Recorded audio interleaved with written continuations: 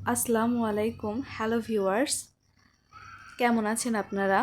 আমিও আল্লাহর রহমতে অনেক ভালো আছি। আমি আজকে আপনাদের সামনে হাজির হয়েছি আমার দুপুরের রান্নার রেসিপি নিয়ে। আমি আজকে 3টি তরকারি এবং ভাত রান্না করব। আর তরকারিগুলো হলো বেগুন ভাজি, আনাজ আলু দিয়ে ভাজি, আর আলু আর শুটকির ঝোল। আশা করছি রেসিপিগুলো আপনাদের ভালো লাগবে। তাহলে শুরু থেকে শেষ পর্যন্ত রেসিপিগুলো দেখতে থাকেন। রান্নার জন্য আমি চুলায় চলে এসেছি আর আমি পাতিলে চাল নিয়ে নিয়েছি। চালটা আমি খুব ভালোভাবে কষলিয়ে কষলিয়ে ধুয়ে নিচ্ছি। চালটা অবশ্যই কষলিয়ে কষলিয়ে ধুয়ে নিতে হবে বারবার পানি দিয়ে, এতে করে ভাতটা ধপধপে সাদা হবে। আর না হলে কিন্তু ভাতটা খুব একটা সাদা হতে চায় না। তাই আমি পানি বদলিয়ে বদলিয়ে কয়েকবার ভালোভাবে কষলিয়ে ধুয়ে নিচ্ছি।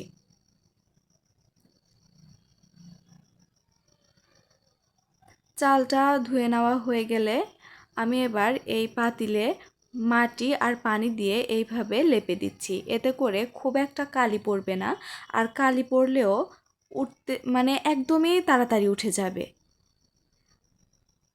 পরিষ্কার করার সময় কোনো কষ্ট হবে না। চুলায় আমি ভাতটা তুলে দিয়ে জাল ধরিয়ে দিয়েছি। এবার আমি তরকারিগুলো কেটে নিচ্ছি। প্রথমে আমি সিমগুলো কেটে নিচ্ছি। সবগুলো তরকারি কেটে ধুয়ে আমি আগে রেডি করে নেব ভাত হতে হতে। সিমগুলো কেটে নেওয়া হয়ে গেছে। এবার আমি বেগুনগুলো চাক চাক করে কেটে নিচ্ছি। খুব বেশি বেগুনটা মোটাও করা যাবে না, আবার খুব বেশি পাতলাও আমি করছি না, ঠিক এরকম মাপের করে কেটে নিচ্ছি। এবার আমি শুটকি রান্না করার জন্য আলু কেটে নিচ্ছি। আলুগুলো আমি চাক চাক করে কেটে নিচ্ছি, কারণ শুটকিতে চাক চাক করে আলু দিলে আমার বেশি ভালো লাগে। এবার এক এক করে সবগুলো সবজি আমি খুব ভালোভাবে ধুয়ে নিচ্ছি। আমি মাটির চুলায় রান্না করছি, আর মাটির চুলায় রান্না করতে আমার খুব ভালো লাগে। এবার আমি আনাজগুলোও ধুয়ে নিচ্ছি। সবজিগুলো খুব ভালোভাবে পানি বদলিয়ে বদলিয়ে ধুয়ে নিচ্ছি, কারণ সবজিতে কিন্তু অনেক ময়লা থাকে। তাই খেয়াল রাখতে হবে ময়লাগুলো যেন না থাকে, সেইভাবে পরিষ্কার করে নিতে হবে। ধুয়ে নেওয়া হয়ে গেছে, আমি এবার উঠিয়ে নিচ্ছি।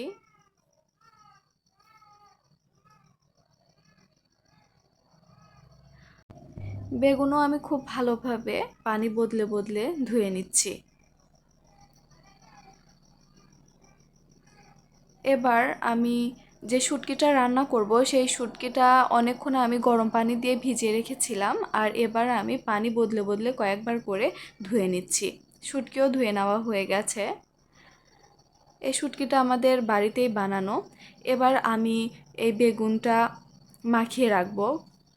তার জন্য প্রথমে লবণ দিয়ে দিলাম, তারপরে দিয়ে দিচ্ছি হলুদ, এবং দিয়ে দিচ্ছি আমি মরিচের গুঁড়ো, আর দিয়ে দিচ্ছি আমি জিরে গুঁড়ো।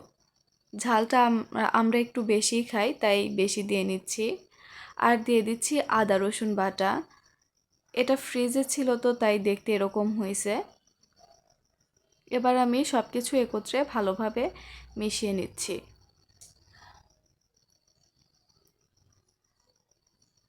বেগুন ভাজার আগে মাখিয়ে রাখলে অনেক ভালো হয়। আর এমনিতে আমি এক এক করে সবগুলো সবজি আগে রেডি করে নেব, ভাত রান্না হতে হতে রেডি করে নেব। ওইদিকে কিন্তু আমার চুলায় ভাত ওঠানো আছে। এবার আমি আনাজ আলুর মধ্যে দিয়ে দিলাম পরিমাণ মতো লবণ, আর দিয়ে দিচ্ছি হলুদের গুঁড়ো। এবার দেখতেই পাচ্ছেন ভাতের ফ্যান ওতলাচ্ছে। এদিকে ভাতটাও হচ্ছে। ভাতটা হয়ে গেছে। এবার আমি নামিয়ে নিয়ে কড়াই দিয়ে বেগুনগুলো ভেজে নিচ্ছি। বেগুন কিন্তু বেশি তেলে ভাজলেই ভালো লাগে। এই কড়াইতে আমার তেল ছিলই, সেই তেলেই আমি ভেজে নিচ্ছি। উল্টে দিচ্ছি আমি। উল্টে পাল্টে সুন্দর একটা কালার আসা পর্যন্ত আমি বেগুনগুলো ভেজে নিচ্ছি।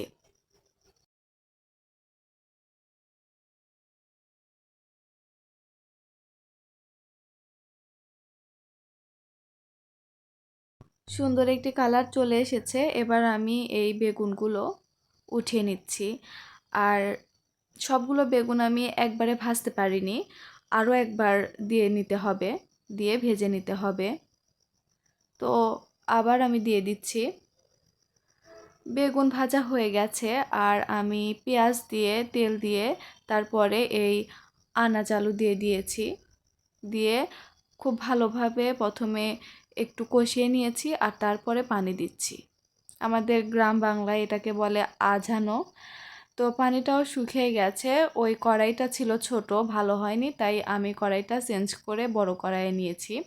আর পানিগুলোও শুকিয়ে গেছে। তো এবার আমি এই আনাজ আলু ভাজিটাও নামিয়ে নিচ্ছি। এবার আর একটা তরকারি বাকি আছে, সেটা হলো শুটকি রান্না। শুটকি কিন্তু আমার অনেক পছন্দের খাবার। তো এখানে আমি পেঁয়াজ কুচি দিয়ে নিচ্ছি। পেঁয়াজটা একটু গরম হয়ে গেলে এর মাঝে আমি সাদা তেল দিয়ে দিচ্ছি।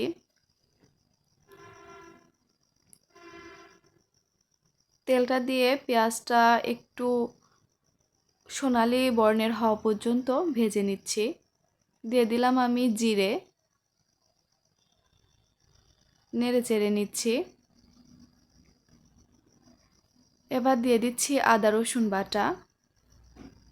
মশলাটা যেন পুড়ে না যায় সেজন্য আমি পানি দিয়ে দিচ্ছি। আর এবার মশলাগুলো একে একে দিয়ে দিচ্ছি। প্রথমে দিয়ে দিলাম লবণ, তারপরে হলুদের গুঁড়ো, মরিচের গুঁড়ো, দিয়ে দিলাম জিরে গুঁড়ো। মানে এখানে জিরে এবং ধনিয়া গুঁড়া মিক্সড করে বাটা আছে। তারপরে দিয়ে দিয়েছি আমি শুটকি। শুটকিটা একটু ভালোভাবে কষিয়ে নিচ্ছি প্রথমে। ঢাকনা দিয়ে কষিয়ে নিয়েছি। তারপরে আমি এবার আলু দিয়ে দিচ্ছি। আলুটাও খুব ভালোভাবে এবার কষিয়ে নিতে হবে।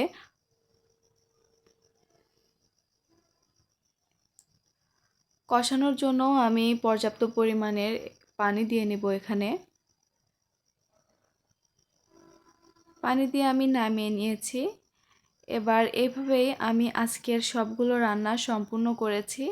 আর এবার আমি দুপুরের রোদ্রে গরম গরম খাবার নিয়ে বসে পড়েছি। প্লেটে প্রথমে নিয়ে নিচ্ছি বেগুন ভাজি, তারপরে নিয়ে নিচ্ছি সিম আলু ভাজি, মানে আনাজ আলু ভাজি, তারপরে আমি নিয়ে নিচ্ছি সেই শুটকি। আর শুটকির মাঝে আমি রাঁধুনির পাতা দিয়েছি। এটাকে আপনারা কে কোন নামে জানেন আমি জানি না, তবে আমাদের এখানে রাঁধুনির পাতাই বলে। তো এই ছিল আজকের রান্নাবান্না। আল্লাহ হাফেজ।